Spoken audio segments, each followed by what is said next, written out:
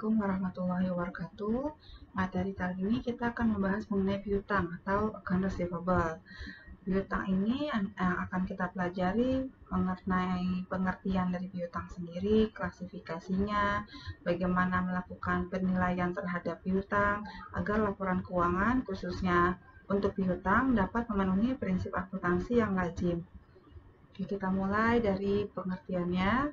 Piutang merupakan klaim perusahaan atas uang, barang-barang, atau jasa-jasa terhadap pihak-pihak lain. Nah, tagihan ini jika tidak didukung oleh bukti atau perjanjian tertulis, kita sebut sebagai piutang. Sementara jika tagihan itu atau piutang itu didukung dengan janji tertulis, kita sebut sebagai piutang wesel. Klasifikasi piutang di sini ada 3, yaitu yang pertama piutang dagang atau account receivable, digunakan saat menjual barang atau jasa dengan kredit dan biasanya diperkirakan dapat ditagih dalam waktu yang sangat singkat.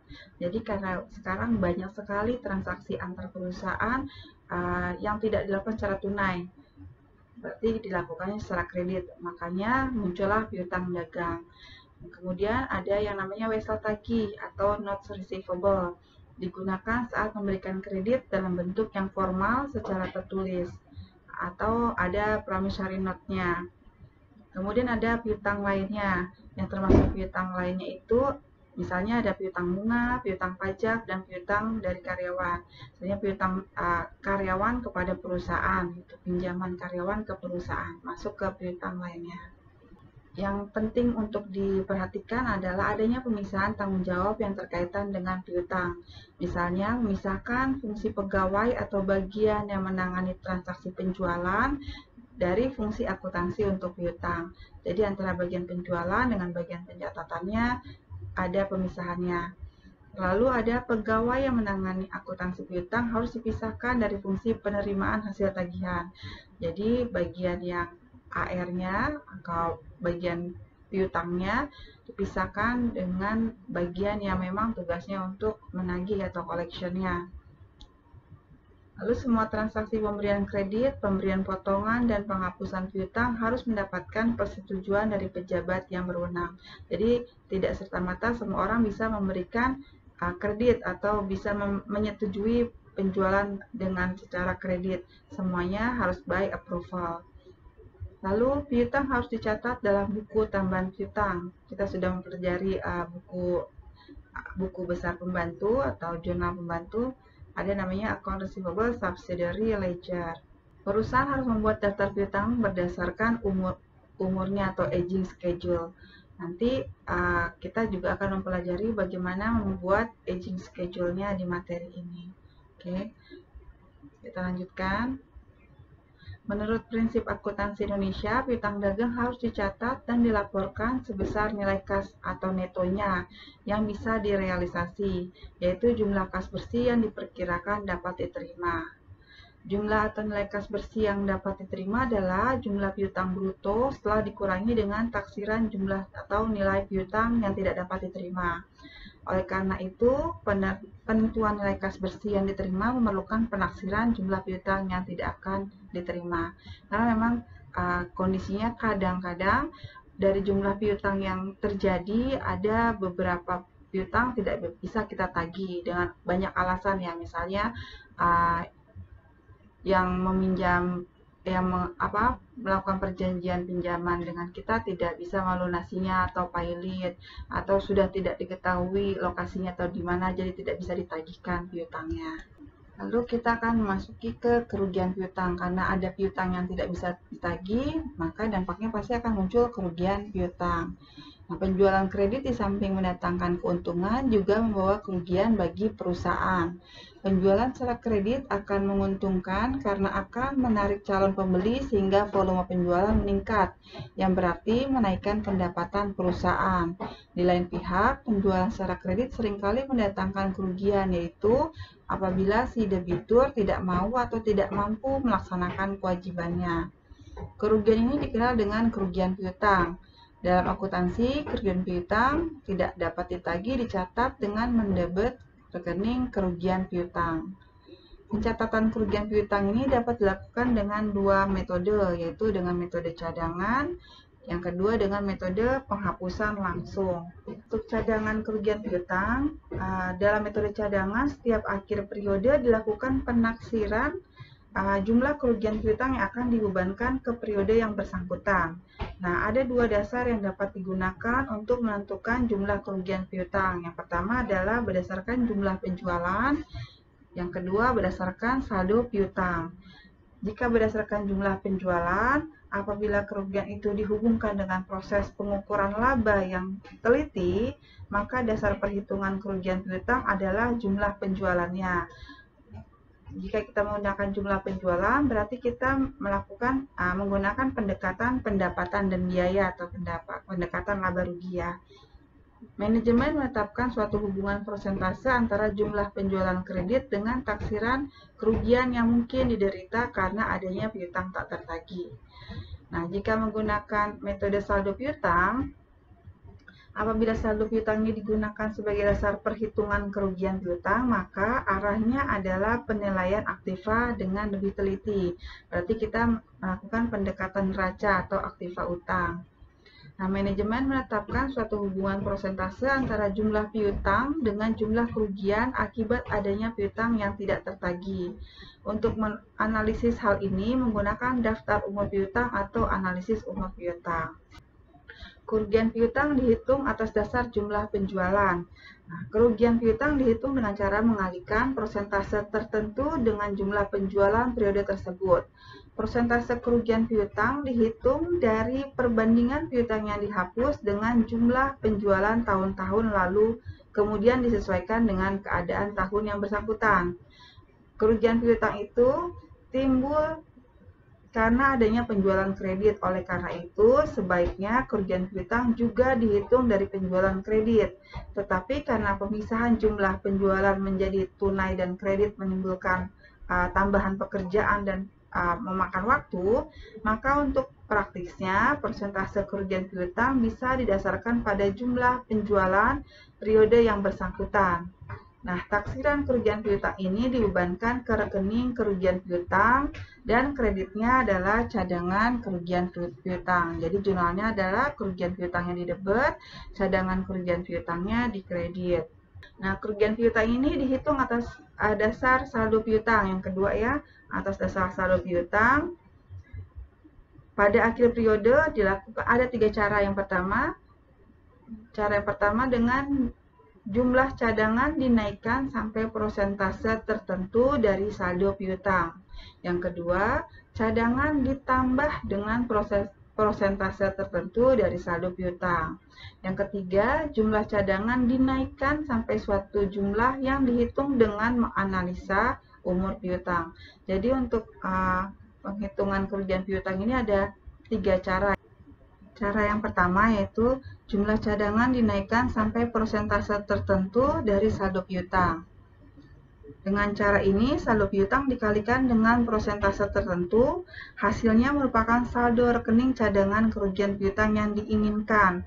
Untuk menghitung jumlah kerugian piutang, hasil perhitungan tadi akan kita kurangi atau kita tambah dengan saldo rekening cadangan kerugian piutangnya. Contohnya misalnya tanggal 31 Desember, saldo rekening piutang kita menunjukkan saldo Rp12.500.000 dan rekening cadangan kerugian piutang menunjukkan saldo Rp80.000. Persentase kerugian piutang ditetapkan sebesar 1% dari saldo piutang. Maka perhitungannya adalah persentase kerugiannya 1% dikali 12.500.000 yaitu Rp125.000. Saldo kerugian piutang, cadangan kerugian piutang yang sudah kita miliki adalah Rp80.000, maka jumlah yang ditambahkan ke rekening cadangan kerugian piutang adalah Rp45.000. Karena ini metodenya jumlah cadangan dinaikkan sampai persentase tertentu, maka yang kita jurnal adalah sebesar jumlah yang kita tambahkan, yaitu sebesar Rp45.000. Jurnalnya kerugian piutangnya didebet Rp45.000, kreditnya adalah cadangan kerugian piutang sebesar Rp45.000. Buku besar cadangan kerugian piutang kita akan menunjukkan saldo kredit awalnya adalah Rp80.000, kemudian ditambah kerugian piutangnya, cadangan kerugian piutangnya Rp45.000 ya. maka saldo akhir cadangan kerugian piutangnya menjadi 125.000 sesuai dengan persentase yang diinginkan, ya, 125.000. Lalu metode yang kedua, cadangan ditambah dengan persentase tertentu dari saldo piutang, ditambah, cadangannya ditambah. Dengan metode ini, hasil kali persentase kerugian piutang dengan saldo piutang merupakan jumlah yang dicatat sebagai kerugian piutang dan dikreditkan tanpa memperhatikan saldo rekening cadangan kerugian piutang. Simulasinya, misalnya tanggal 31 Desember, rekening piutangnya menunjukkan saldo 12.500.000 dan rekening cadangan kerugian piutang menunjukkan saldo 80.000. Persentase kerugian piutang ditetapkan sebesar 1% dari saldo piutang. Maka perhitungannya persentase kerugiannya 1% kali 12.500.000 yaitu 125.000. Saldo kredit cadangan kerugian piutang kita ada 8.000. Jadi nanti saldo akhir cadangan kerugian piutang kita akan menjadi 205.000. Maka yang kita jurnal adalah sebesar jumlah persentase yang ditetapkan yaitu 1%. Jurnalnya kerugian piutangnya didebet 125.000, cadangan kerugian piutangnya dikredit 125.000. Jadi buku besar cadangan kerugian piutang kita di akhir periodenya 31 Desember 80.000 ditambah kerugian piutang yang 1% 125.000, jadi saldo akhir cadangan kerugian piutang kita menjadi 205.000. Metode yang ketiga, jumlah cadangan dinaikkan sampai suatu jumlah yang dihitung dengan menganalisa umur piutang. Metode ini disebut metode analisis umur piutang. Piutang masing-masing langganan dibagi dalam dua kelompok, yaitu yang belum menunggak dan yang sudah menunggak. Yang dimaksud menunggak adalah sudah melebihi jangka waktu kredit. Piutang yang menunggak akan kita pisah-pisahkan dalam kelompok berdasarkan lamanya waktu menunggak. Selanjutnya, dari masing-masing jumlah tunggakan yang didasarkan pada lamanya waktu menunggak itu akan ditetapkan persentase kerugian piutangnya. Jumlah kerugian piutang yang dihitung dengan cara ini sudah mempertimbangkan saldo rekening cadangan kerugian piutang yang merupakan jumlah kerugian piutangnya. Jadi kita akan menganalisa dengan umur piutang. Contohnya, misalnya tanggal 31 Desember, sama ya, kita punya saldo 12.500.000 yang rinciannya sebagai berikut. Jadi pasti setiap piutang itu ada detailnya. Piutang itu atas nama siapa atau atas piutang siapa. Di sini misalnya 12.500.000 itu terdiri dari piutangnya Alex, PT DEF-nya 2.500.000, PT Mira 3 juta, Pati 1.750, Basri 1.250, PT Sata 1.750 dan Maman 750. Totalnya 12.500.000. Nah, total piutang ini kita bagi berdasarkan menunggak dan belum menunggak. Di sini yang belum menunggak ada 4.300.000 ya. Terdiri dari punya Alex 750, PT DEF 1 juta, PT Mira 1.250, Basri 800, PT Sata 500. Sisanya di sini yang menunggak kita bagi dalam hari. 1 sampai 30 hari, 31 sampai 60 hari, 61 sampai 90 hari, 91 sampai 180 hari, 181 sampai 360 hari, dan lebih dari 1 tahun. Untuk klasifikasi jumlah hari ini pun ditentukan oleh pihak manajemen atau pihak perusahaan. Biasanya ditentukan berdasarkan bonafiditas masing-masing debitur ya. Di sini pembagiannya, jadi kita dapat jumlah totalnya. Yang belum menunggak ada 4.300.000, menunggak 1 sampai 30 hari 1.550.000, menunggak 31 sampai 60 hari 1.250, menunggak 61 sampai 90 hari 1.200.000, menunggak 91 sampai 180 hari 1.250, menunggak 180 hari sampai 360 hari 1.400.000 dan lebih dari 1 tahun sudah 1.550.000. Lalu setelah kita analisis berdasarkan umur piutang, kita akan buat taksiran kerugian piutang. Nah, persentase ini pun ditetapkan oleh manajer kredit ya atau bagian manajemen perusahaan. Di sini persentasenya yang belum menunggak 1%, kerugian piutangnya dianggap 1%, 1 sampai 30 hari 2%, 31 sampai 60 hari 5%, 61 sampai 90 hari 8%, 91 sampai 180 hari 14%, 181 hari sampai 360 hari 20%, lebih dari 1 tahun kita anggap kita akan mengalami kerugian sebanyak 50%.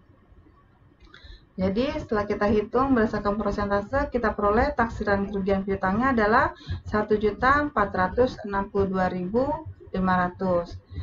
Sama seperti soal sebelumnya bahwa kita sudah punya saldo cadangan kerugian piutang sebesar 80.000 ya. Maka kerugian piutang kita di akhir periode adalah 1.462.500. Maka yang akan kita jurnal adalah kerugian piutangnya adalah 1.382.500. Jadi kerugian piutangnya di debit 1.382.500, kreditnya adalah cadangan kerugian piutang. Oke, ini jurnalnya terlewat ya. Kemudian selain untuk mencatat kerugian piutang, kita juga akan mempelajari mengenai penghapusan piutang, karena memang kadang ada piutang yang jelas-jelas sudah tidak dapat ditagih lagi karena misalnya debiturnya udah lari, meninggal, innalillahi ya, udah meninggal, terus bangkrut atau sebab-sebab lain yang harus dihapuskan dari rekening piutang. Penghapusan piutang ini merupakan suatu kerugian dan pencatatannya tidak dibebankan ke rekening kerugian piutang. Tidak dibebankan ke rekening kerugian piutang ya, tapi dibebankan ke rekening cadangan kerugian piutang. Nah, penilaian piutang usaha ini ada dua metode juga untuk mencatat penghapusan ini, yaitu metode penghapusan langsung dan metode cadangan atau metode penyisihan. Kita akan pelajari satu-satu. Ini jurnalnya ya. Jurnalnya kalau kita menggunakan metode penghapusan langsung atau metode cadangan. Pada saat pembentukan cadangan di akhir tahun, untuk metode penghapusan langsung tidak akan dibuat jurnal. Tapi untuk metode cadangan, kita sudah mencatat beban piutang tak tertagih di debit, penyisihan piutang tak tertagihnya di kredit. Lalu ketika terjadi penghapusan piutang di metode penghapusan langsung, baru dicatat sebagai beban piutang tak tertagih atau kerugian piutang. Kreditnya adalah piutang usaha untuk menghapus piutang usaha yang dianggap sudah tidak bisa ditagih. Jadi piutang usahanya kita hapus di kredit. Lalu kalau metode cadangan sama, dia harus membuat jurnal. Jurnalnya adalah penyisihan piutang tak tertagih, ya, yang tadinya di kredit kita catat di debit. Kreditnya adalah piutang usaha untuk menghapus besarnya jumlah piutang usaha yang tidak mungkin tertagih. Pada saat penagihan piutang yang telah dihapus, jadi kadang-kadang piutang yang sudah kita hapus, tahu-tahu pada waktu-waktu yang kita tidak estimasikan, akan dibayar oleh pemilik atau debiturnya. Misalnya debiturnya awalnya lari ya, tiba-tiba debiturnya muncul lagi dan berniat baik untuk melunasi kewajibannya. Kan kalau hutang tetap harus diselesaikan ya, hutang piutang. Jurnalnya di metode penghapusan langsung kita catat langsung sebagai kas. Kas bertambah, kreditnya adalah pendapatan lain-lain. Kalau metode cadangan, kita akan jurnal dua kali. Yang pertama, kita akan jurnal balik, jurnal penghapusannya ya, untuk memunculkan kembali piutang usahanya. Jadi yang piutang usaha sebelumnya sudah kita hapus, kita jurnal kembali, kita munculkan di debit, lalu penyisihan piutang tak tertagihnya di kredit. Ketika dibayar, kasnya di debit, piutang usahanya di kredit untuk menghapus jumlah piutangnya. Kerugian piutang atau beban tak tertagih untuk metode cadangan, metode ini konsisten dengan matching principle. Dan manajemen membuat estimasi setiap tahun berapa bagian piutang yang tidak dapat tertagih. Beban piutang tak tertagih di debit dan penyisihan piutang tak tertagih kita akan catat di kredit. Piutang yang benar-benar tidak dapat tertagih kita debit ke akun penyisihan piutang tak tertagih dan kita kredit ke akun piutang dagang. Oke, kita lihat ilustrasi transaksi piutang tak tertagih ini. Kita akan catat dengan dua metode, yaitu metode cadangan dan metode penghapusan langsung. Misalnya, tanggal 31 Desember 2017, PT ABC mengestimasikan 1.400.000 dari 10.500.000 saldo piutang dagangnya yang ada di perusahaan kemungkinan tidak dapat tertagih. Berarti kita akan catat jurnal tersebut dengan metode cadangannya seperti apa, metode penghapusan langsung seperti apa, nanti kita akan catat. Kemudian tanggal 21 Januari piutang tersebut sebesar 600.000 dianggap benar-benar tidak dapat ditagih, ya, piutang Tuan A. Lalu tanggal 10 Juni 2018 piutang Tuan A yang sudah kita hapus kemarin itu ternyata Tuan A-nya menginformasikan bahwa dia berniat akan membayar piutangnya. Berarti kita akan melakukan pencatatan kembali piutang Tuan A yang telah kita hapus, karena ternyata piutang tersebut dapat ditagih dan akan dibayar oleh Tuan A. Maka jurnalnya adalah tanggal 31 Desember ketika manajemen menetapkan taksiran kerugian piutang. Jurnalnya adalah beban piutang tak tertagihnya di debit 1.400.000, penyisian piutang tak tertagihnya di kredit 1.400.000. Ini kita menggunakan metode cadangan, ya. Kalau menggunakan metode penghapusan langsung, maka kita tidak membuat jurnal apapun. Tanggal 21 Januari saat penghapusan piutang Tuan A, pada metode cadangan kita akan catat ke penyisian piutang tak tertagih atau cadangan kerugian piutang tak tertagihnya di debit 600.000. Lalu piutang dagangnya dikredit sebesar 600.000. Untuk metode penghapusan langsung kita catat ke kerugian piutang 600.000, kreditnya piutang dagang 600.000. Pada tanggal 10 Juni ternyata Tuan A akan melunasi piutangnya. Maka metode cadangan kita akan menjurnal balik transaksi yang sudah kita hapus. Piutangnya kita catat di debit sebesar 600.000, penyisian piutang tak tertagih atau cadangan kerugian piutangnya kita catat di kredit 600.000. Sementara untuk metode penghapusan langsung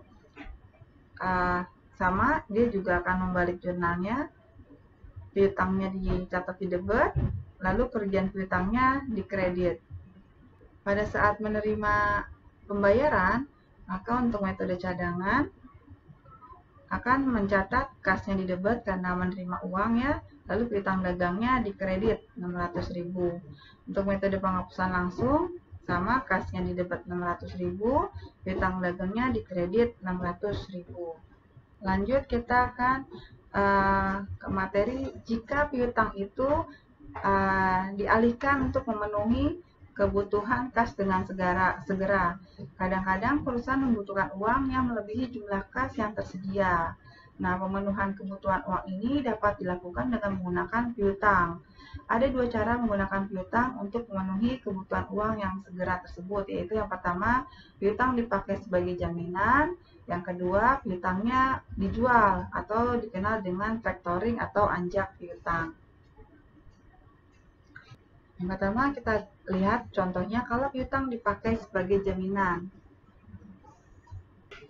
Nah, biasanya jika perusahaan yang memerlukan uang dengan segera dapat meminjam ke bank atau lembaga keuangan lain dengan jaminan berbentuk piutang dagang. Penggunaan piutang dagang sebagai jaminan biasanya dengan ketentuan jika ada yang tidak dapat ditagih, maka peminjam berkewajiban untuk menggantinya dengan piutang dagang yang lain. Nah, biasanya debitur tidak diinformasikan bahwa piutangnya kita gadaikan ke bank atau ke lembaga keuangan, ya. Jadi yang melakukan penagihan tetap dari sisi perusahaan. Contohnya misalnya PT ABC tanggal 1 April meminjam uang ke PT XYZ sebesar 50 juta dengan jaminan berbentuk piutang dagang sebesar 65 juta. Jadi nilai nominal piutang dagangnya 65 juta untuk memperoleh pinjaman sebesar 50 juta. Pinjaman ini dikenakan biaya sebesar 5% dan dikenakan bunga 12% per tahun. Lalu selama bulan April, piutang yang dapat ditagih oleh PT XYZ sejumlah 30 juta. Dan pada tanggal 30 April disetor ke bank untuk melunasi pinjaman ditambah bunga. Jadi sudah mencicil, ya. Ketika ada yang piutangnya ditagih, maka PT XYZ mencicil pinjamannya. Karena pinjamannya 50, ya, baru dibayar 30.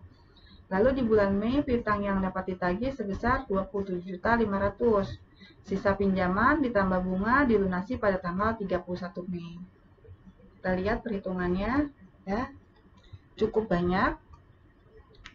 Pada saat meminjam uang ke bank 50 juta akan dikurangi dengan biaya 5%. Ya, jadi pinjamannya 50 juta, biaya administrasinya 2.500.000, 5% ya. Maka PT XYZ akan menerima uang sebesar 47.500.000 setelah dikurangi biaya. Jurnalnya, kasnya didebet karena PT XYZ mendapatkan uang 47.500.000. Lalu ada biaya-biaya, macam-macam biaya 2.500.000. Utang banknya adalah 50 juta. Lalu piutang yang kita jaminkan, kita buat jurnalnya untuk menghapus piutang dan memunculkan akun piutang yang dijaminkan.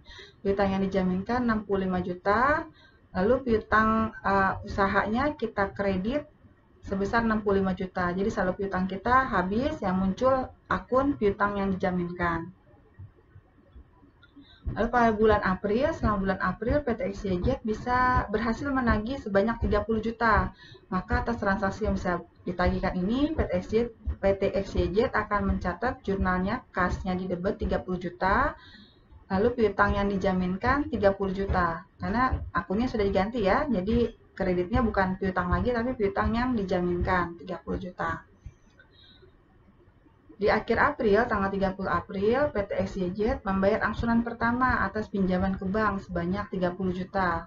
Karena pinjaman ini ada bunganya sebesar 12% per tahun, maka ada bunga yang akan dibayarkan, yaitu 12% bunga pinjaman dikali jangka waktu pinjaman, karena masih 1 bulan ya, di bulan April pinjamnya, di akhir April kita bayar, berarti sudah masuk 1 bulan. 1/12 dikali jumlah yang kita bayarkan, ya, angsurannya 30 juta. Jadi bunganya 30 juta. Maka jumlahnya adalah 300.000. Uang yang dibayarkan ke bank adalah angsuran pertamanya 30 juta plus bunganya 300.000. Oke.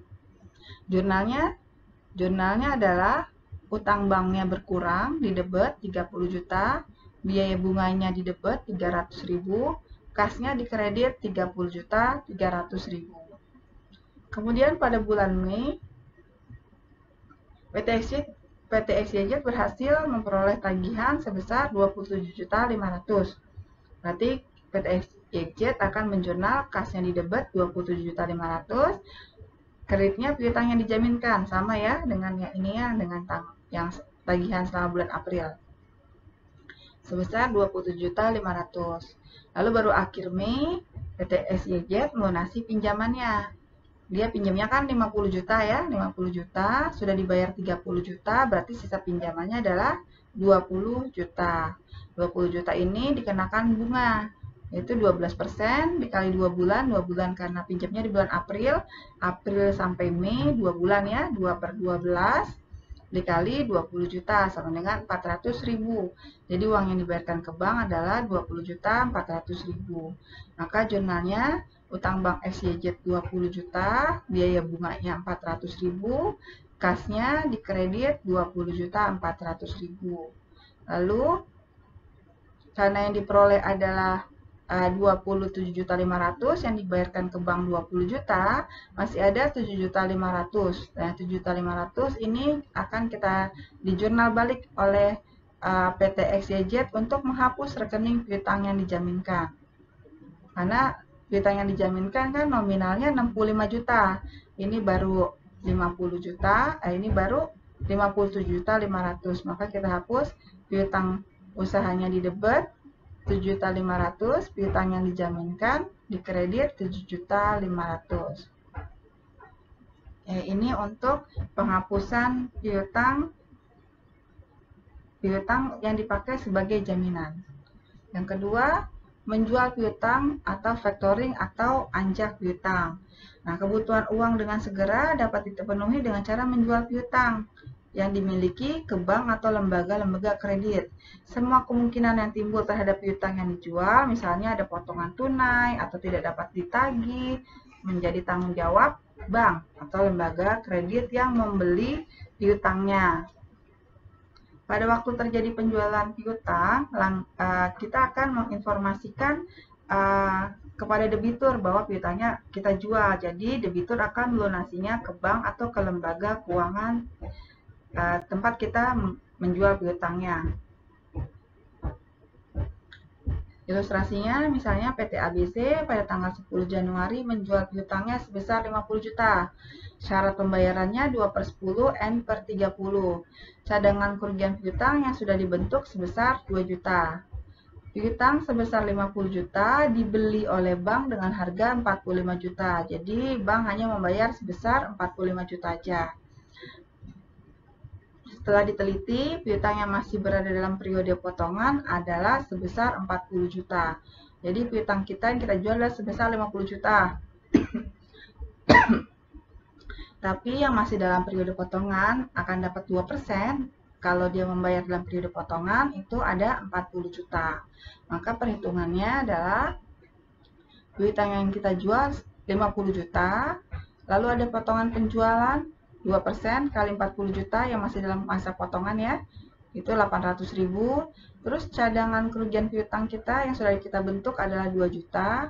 Harga jual piutang itu adalah 45 juta. Jadi totalnya adalah 47.800. Kalau dikurangi dengan nilai piutang kita sendiri adalah 50 juta, berarti perusahaan mengalami rugi penjualan piutang sebesar 2.200.000. Jurnalnya adalah kita akan menerima kas 45 juta, potongan penjualannya ya 800.000 yang masih dalam potongan ya. Lalu cadangan kerugian piutangnya kita menghapus cadangan kerugian piutang di debit 2 juta. Lalu macam-macam biaya ini atas rugi penjualan piutang karena piutangnya dijual di bawah harga ya 2.200.000. Lalu menghapus piutang dagang kita di kredit ya 50 juta. Oke, semoga bisa dipahami materi tentang piutang. Nanti kita akan lanjutkan lagi materi mengenai piutang wesel atau wesel tagih. Ini ada latihan, bisa untuk dilihat dan dipelajari, dikerjakan juga. Ya, terima kasih. Wassalamualaikum warahmatullahi wabarakatuh. Semoga bermanfaat.